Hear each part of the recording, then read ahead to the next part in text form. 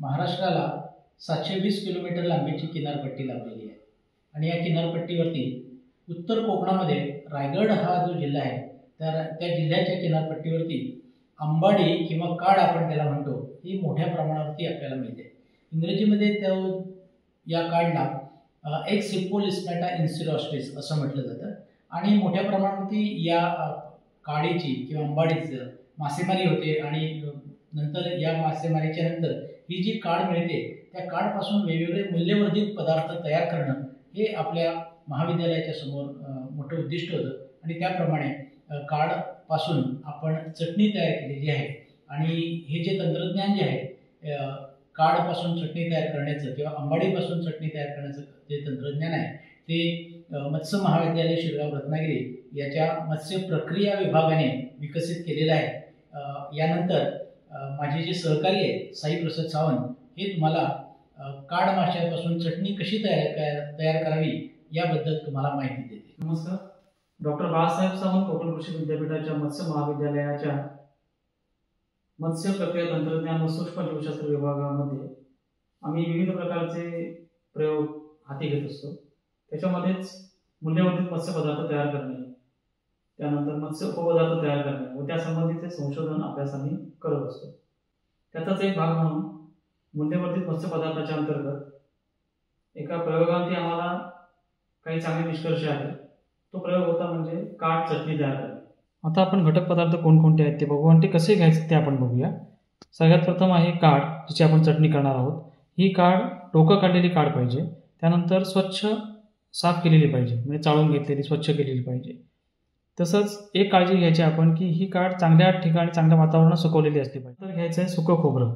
सुकं खोबरं बारीक किसून घ्यायचं आहे आपण। सुकं खोबरं आपण ह्या कारणासाठी घेणार आहोत की पारंपरिकरित्या जी चटणी केली जाते याच्यामध्ये बऱ्याच ठिकाणी ओलं खोबरं वापरलं जातं आणि ती चटणी ओल्या प्रकारची होते आणि त्याचा नंतर टिकाऊपणा कमी होतो। तर आपण ह्याच्यामध्ये ज्या गोष्टीचा बदल केला, ज्या गोष्टींचं प्रमाण आपण ठरवली त्या अनुषंगाने आपण सुकं खोबरं घेतलं आणि ते बारीक किसून घेतलेलं आहे आपण खोबरं। नंतर लाल मिरची घ्यायची आहे। लाल मिरचीचे देठ काढून आतल्या ज्या बिया आहेत त्या बऱ्याच अंशी आपल्याला कमी करता येते तसं काढून त्या घ्यायच्या आहेत, जेणेकरून आपल्याला बारीक करताना त्याची अडचण होणार नाही। लसूण त्यानंतर आपण घेणार आहोत। लसूण साफ करून पूर्ण त्याच्या पाकळ्या करून त्या आपण घेणार आहोत। त्यानंतर हिंग, हे हिंग आपण ह्या चटणीमध्ये टाकण्याकरता घेणार आहोत। त्यानंतर धणा पावडर आपण घेणार आहोत।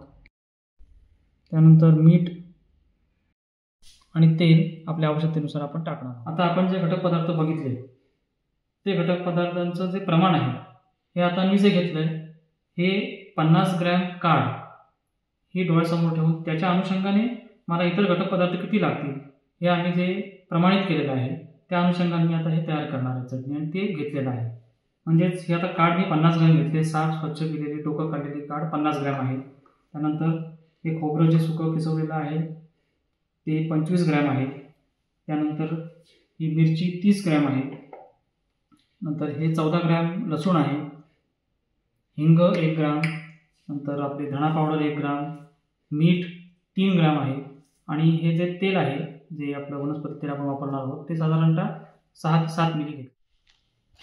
आता सगळ्यात प्रथम आपण ही जी लाल मिरची आहे ती मंद अग्नीवरती कढईमध्ये तापवून घ्यायची।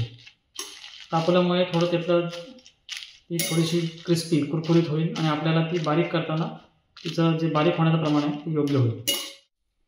त्यानंतर जे आपण स्वच्छ केलेली डोकं काढलेली काड आहे ती मंद अग्नीवरतीच तापवून घ्यायची। फक्त हिच्यामध्ये आपण साधारणतः 2 ते 3 मिली थोडं तेल टाकायचं आणि तापवून घ्यायचे, त्यामुळे तिचा कुरकुरीतपणा अजून चांगला होईल।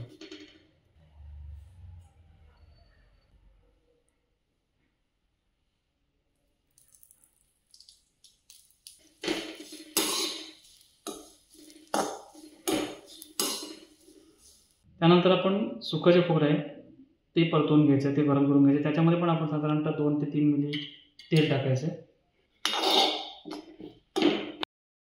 त्यानंतर आपण लसूण अशीच थोडंसं 1 ते 2 ml साधारणतः 1 ते 2 मिली तेल घालून टाकून आपण शेकून घ्यायचे। थोडंसं तिचा फ्लेवर पण तिचा एनहान्स होतो, फ्लेवर येतो। त्यानंतर त्यातलं थोडंसं जो ओलावा असतो, मॉइश्चर आहे, ते पण कमी व्हायला मदत होते। याचा परिणाम आपला चटणी टिकवण्यावरती आणि चटणीचा जो स्वाद आहे तो वाढवण्यावरती पण होतो. आता आपण सर्वात प्रथम ही काढ बारीक करून घेऊ मिक्सरला लावून.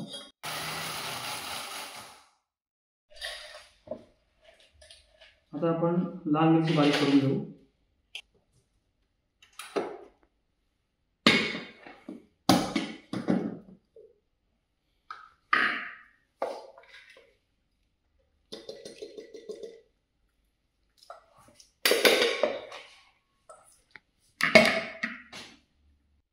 आता आपण ही जी लाल मिरची बारीक केलेली आहे तिची आपण जी बारीक थोडी पूड केलेली आहे त्याच्यामध्ये लसूण आपण टाकणार आहोत.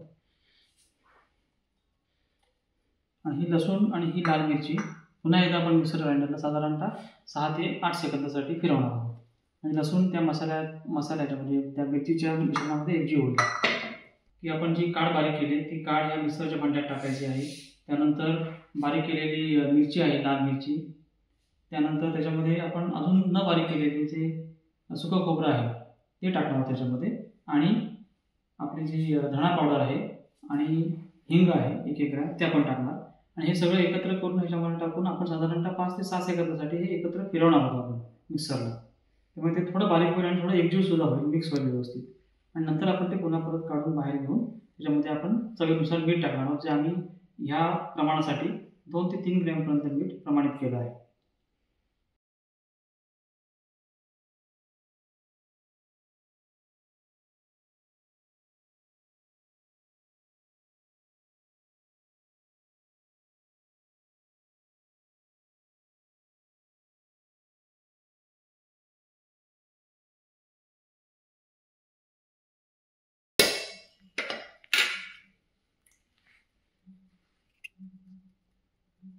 एक ग्रॅम धणा पावडर,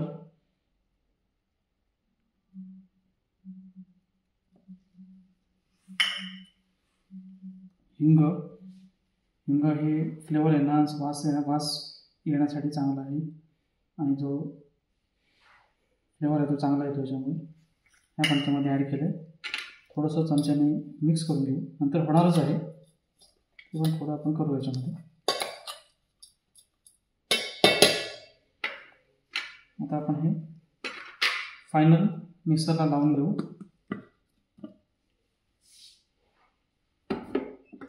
साधारणतः आपण हे 5 ते 6 सेकंदासाठी फिरवू मिक्सर.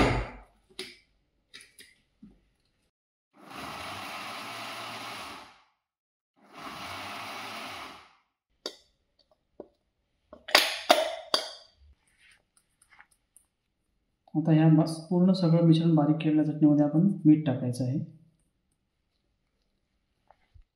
आपण हे सगळं मिश्रण एकत्र केलं मिक्सरमध्ये. त्यानंतर याच्यामध्ये आपण मीठ टाकलं. आता अशा प्रकारे आपली चटणी तयार झाली. ही आपण एकदम रुचकर चटणी चपाती किंवा भाकरीबरोबर खाऊ शकतो.